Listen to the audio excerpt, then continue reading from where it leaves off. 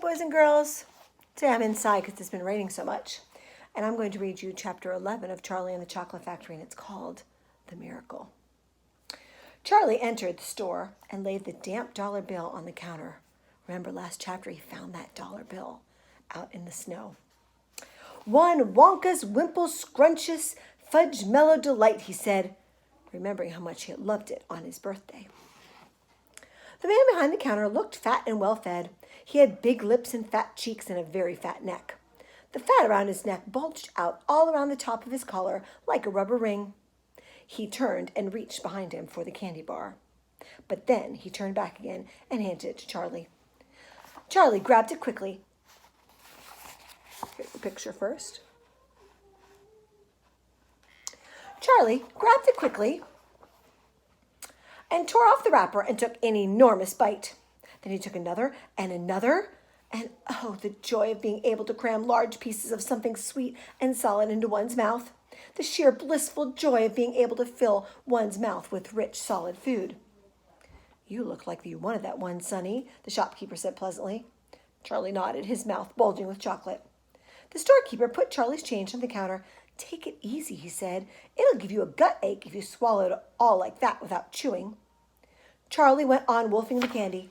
He couldn't stop, and in less than half a minute, the whole thing had disappeared down his throat. He was quite out of breath, but he felt marvelously, extraordinarily happy. He reached out one hand to take the change. Then he paused. His eyes were just above the level of the counter. They were staring at the little silver coins lying there. The coins were all dimes. There were 9 of them altogether. Surely it wouldn't matter if he spent just one more. I can tell the story takes place a long time ago, when candy only cost a dime. "I think," he said quickly, "I think I'll have just one more of these candy bars. Same kind as before, please." "Why not?" the fat shopkeeper said, reaching behind him and taking another Whipple Scrumptious Fudge Mallow Delight from the shelf. He laid it on the counter. Charlie picked it up and tore off the wrapper. And suddenly, from underneath the wrapper, there came a brilliant flash of gold. Charlie's heart stood still. "It's a golden ticket!" exclaimed the shopkeeper, leaping about a foot in the air. "You've got a golden ticket! You've found the last golden ticket! Hey, what do you know? Come and look at this, everybody! The kids found Wonka's last golden ticket. There it is, right in his hands." It seemed as though the shopkeeper might be going to have a fit. "In my shop, too," he yelled. "He found it right here in my own little shop. Somebody call the newspapers quick and let them know. Watch out now, Sonny. Don't tear it as you unwrap it. That thing's precious." In a few seconds, there was a crowd of about 20 people clustering around Charlie, and many more were pushing their way in from the street. Everyone wanted to get a look at the golden ticket and at the lucky finder. "Where is it?" somebody shouted. "Hold it up so all of us can see it." "There it is. There," someone else shouted. "He's holding it in his hands. See the gold shining?" "How did he manage to find it, I'd like to know?" a large boy shouted angrily.